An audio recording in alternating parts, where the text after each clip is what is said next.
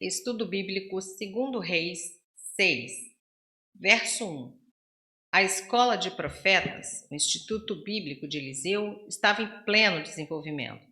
Seu ministério estava dando frutos. Nota-se que esse profeta aparece como guia e orientador em ocasiões em que a situação é de difícil solução. Verso 3. Serve-te de ires com os teus servos. Expressaram um sincero desejo da presença de Eliseu. Verso 5. O machado. Naquela época, esse instrumento seria uma invenção nova, raro em Israel e de grande valor. Sua perda representaria um problema. Verso 6. Fez flutuar o ferro. Cada vez que Eliseu se depara com seus semelhantes em situações difíceis, lança mão de objetos singelos para realizar o milagre que solucionaria o problema. O sal, capítulo 2, verso 21, o azeite, 4, versos 2 a 7, o hálito, capítulo 4, verso 34, a farinha, 4, 41, o pão, 4, 42 a 44, e um pau nesse versículo. Tais objetos não tiveram nenhum efeito. O que operava era o poder de Deus através de uma vida de oração e de fé. Versos 8 a 17. Como o líder pode ajudar um companheiro a captar a sua visão? A história de Eliseu e de seu servo nos fornece algumas dicas.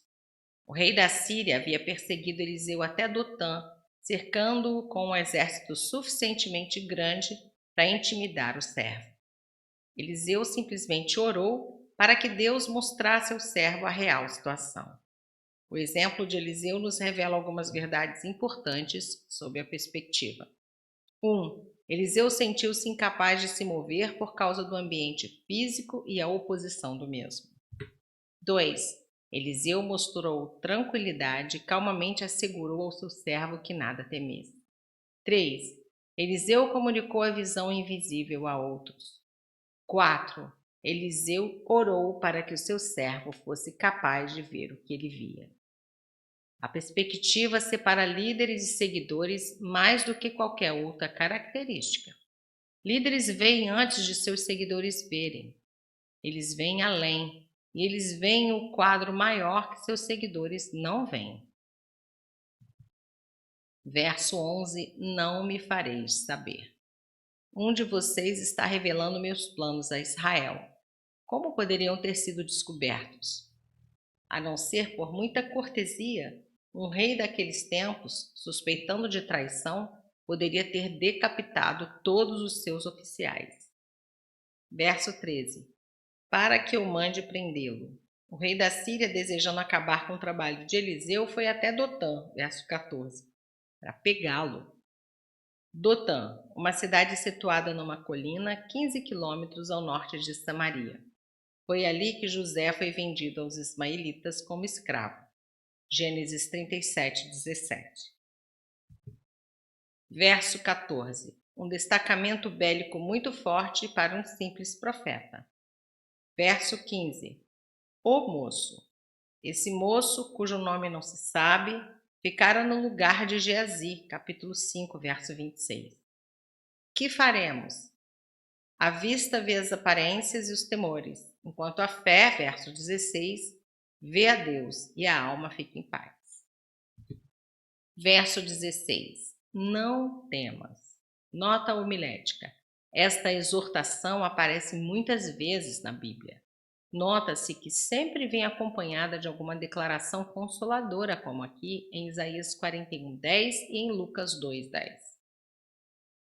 Seria inútil admoestar alguém para que não fique com medo, se previamente a causa desse medo não é anulada. Para uma mente esclarecida que reconhece que os poucos dias vividos na Terra são nada comparados com a eternidade, o medo visaria as consequências eternas, para as quais Jesus tem a solução, pois é por ele que Deus nos outorga a vida eterna.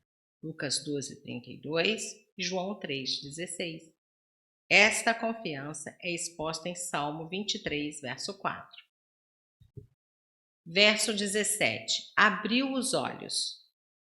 O moço não era cego fisicamente, apenas não possuía percepção espiritual. As forças da proteção divina revelavam-se agora de forma que seus olhos humanos podiam enxergar e sua mente humana podia entender. Salmo 119, 18, Salmo 34, verso 7, Hebreus 13, verso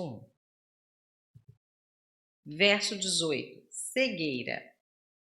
A palavra sanverim, em hebraico, aparece somente aqui e em Gênesis 19, 11, onde se trata de uma punição divina para os homens de Sodoma que intentavam lançar mão de Ló.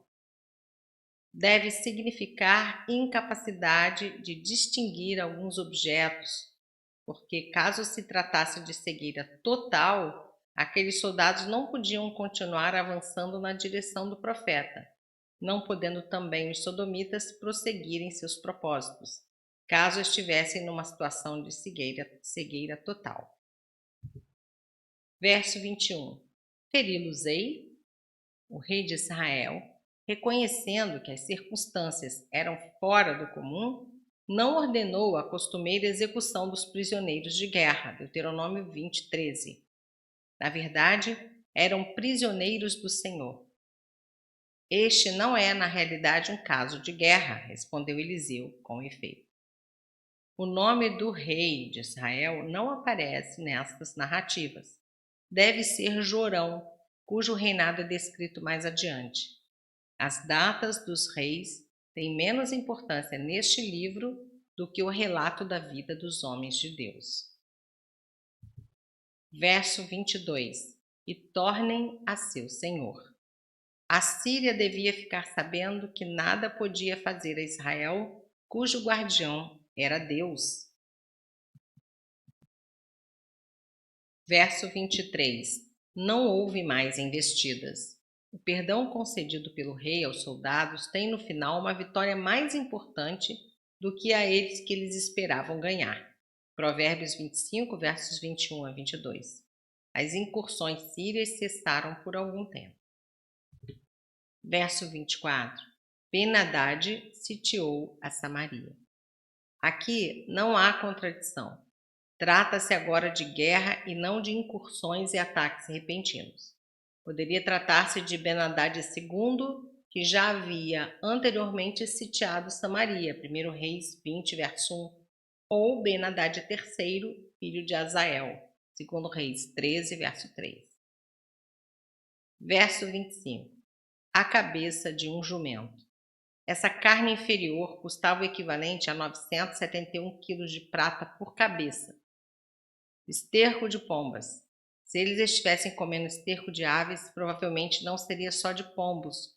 Portanto, o significado é grão miúdo. Os árabes chamam uma certa planta, erva alcole, de esterco de pombo.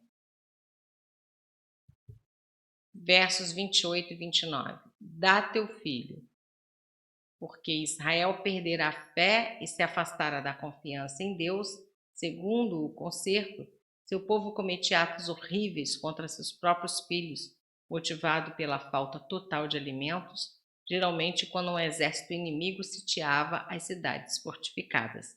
Levítico 26, 29, Deuteronômio 28, 15, 53, 57, Jeremias 19, 9, Lamentações 2, 20 e 4, verso 10. A maneira como a mulher apresentou seu caso, sem qualquer emoção, tornou-o ainda mais terrível. Verso 32. Sentado em sua casa juntamente com os anciãos. Os anciãos eram cidadãos que formavam a liderança de Samaria, e o fato de eles se reunirem indicava o grande respeito que os principais da sociedade de Samaria tinham por Eliseu. Filho do homicida. Essa frase pode significar: 1. Que Jorão era filho de Acabe, o qual era culpado de homicídio, 1 Reis 21, versos 1 a 16, e que 2. Ele tinha o caráter de um homicida. Verso 33. Que mais, pois, esperaria eu do Senhor? Jorão via de modo correto o Senhor como instigador do sítio e da fome em Samaria, e declarou que não tinha esperança de que o Senhor revertesse a situação.